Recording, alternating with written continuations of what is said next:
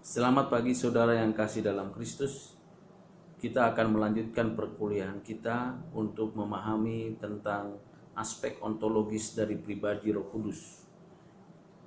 Ketika kita ingin mempelajari tentang pribadi Roh Kudus, tentulah kita akan menelusurinya dari pembacaan kita dari Alkitab. Kalau kita membaca kitab Kejadian sampai dengan kitab Wahyu, jelas itu adalah karya dari Roh Kudus yang memberikan inspirasi kepada para penulis untuk menuliskan seluruh kebenaran firman itu sesuai dengan rencana kehendaknya. Dan kalau kita ingin menelusuri aspek ontologis daripada pribadi Roh Kudus, maka kita akan melihat dan mempelajari konsep tentang keberadaan Allah. Di dalam pandangan orang Kristen tentang keberadaan Allah, Allah yang kita sembah adalah Allah Tritunggal, Bapa, Anak, Roh Kudus. Satu natur. Di dalam natur itu kita tahu Allah yang maha kuasa, maha hadir, maha tahu. Allah yang transenden dan Allah yang imanen.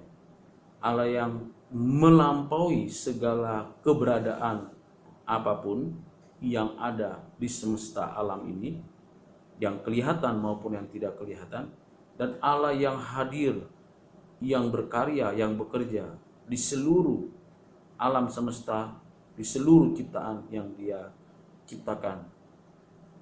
Kalau kita melihat natur dari keberadaan Allah, maka pribadi Roh Kudus juga memiliki natur yang sama dengan apa yang dimiliki, apa yang ada pada diri Bapa, pada diri Anak.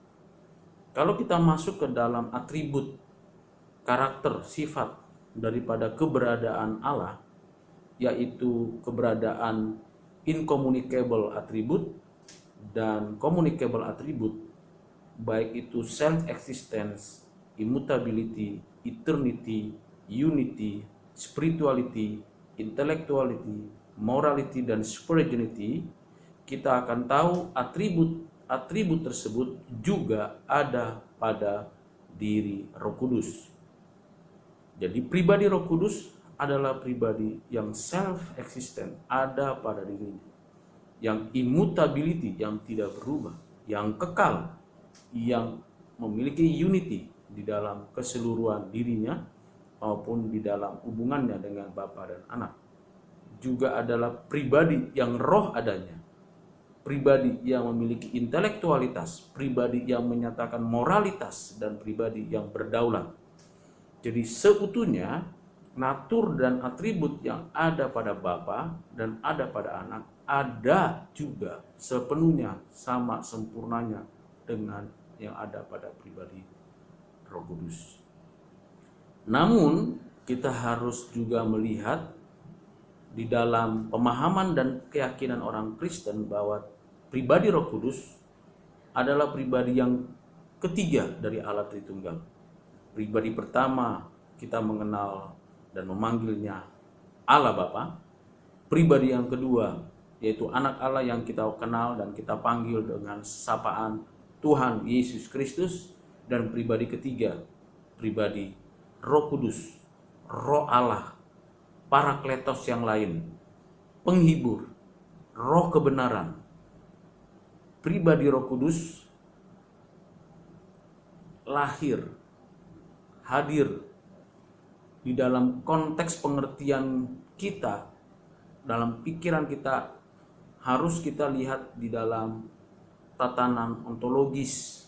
Artinya kita tidak bisa membuktikan dengan kerangka berpikir kita, dengan asumsi-asumsi kita, karena itu akan membuat kita punya pikiran yang keliru tentang pribadi Roh Kudus. Ada ajaran-ajaran yang menolak, yang menyangkal, yang meniadakan akan keberadaan pribadi Roh Kudus, seperti saksi Yehova yang menolak bahwa Roh Kudus adalah pribadi. Roh Kudus bagi mereka adalah sebuah tenaga saja, power. Ajaran tersebut tentu kita tolak karena pribadi Roh Kudus memiliki pikiran, memiliki kehendak, memiliki emosional, jelas ada di dalam seluruh Kejadian sampai dengan kitab Wahyu yang dinyatakan, yang ditulis oleh para nabi dan para rasul. Saudara yang kasih dalam Kristus, kalau kita membicarakan tentang pribadi Roh Kudus, kita harus melihat di dalam keberadaannya yang utuh. Selain tadi saya sudah jelaskan bahwa ada natur dan atribut yang dimiliki oleh Roh Kudus, yang ada pada Roh Kudus, seperti yang ada sempurnanya ada pada Bapa dan Anak. Namun kita lihat urutannya bahwa pribadi Roh Kudus keluar dari Bapa dan Anak. Itulah sebabnya kita memahami pribadi Roh Kudus di dalam fakta sejarah.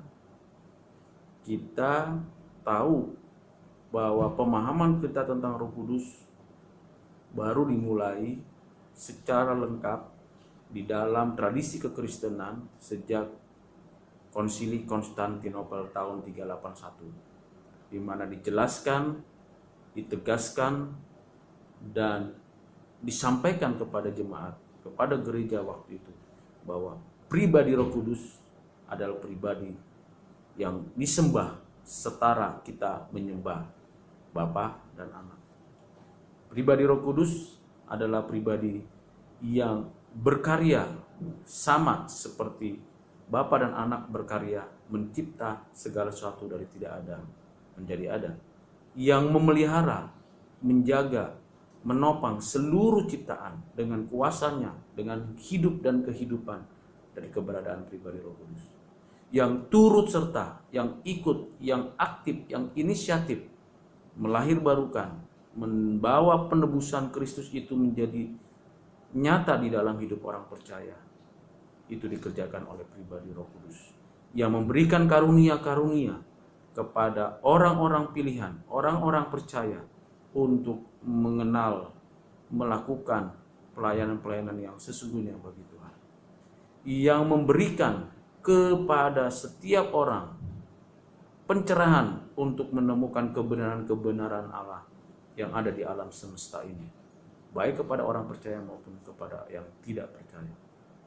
Saudara yang kasih di dalam Kristus, sekalipun pribadi Roh Kudus tidak menunjukkan fisik seperti yang dikatakan atau yang dinyatakan oleh pribadi Yesus Kristus, sama seperti yang dinyatakan atau yang diwujudkan oleh pribadi Bapa, kita harus paham betul bahwa Bapa dan Anaklah yang mengutus pribadi Roh Kudus. Dan ketika Roh Kudus diutus, dicurahkan, dinyatakan untuk melahirkan gereja, mengarahkan gereja, memimpin gereja, yaitu memuliakan Kristus. Dan kita tahu Kristus menyatakan kehendaknya Bapa, dan setiap orang yang percaya kepada Kristus dituntun, dipimpin untuk memuliakan Bapa. Jadi ada urutan yang secara ekonomis dapat kita lihat, namun kesatuan Tritunggal ini tidak dapat dipisahkan, tapi dapat dibedakan di dalam pribadi-pribadi.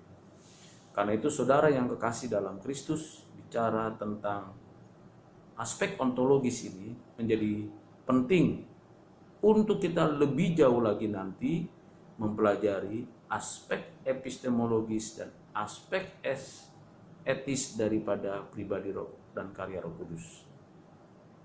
Kiranya Tuhan memberkati dan menolong saudara untuk memahami hal tersebut. Amin.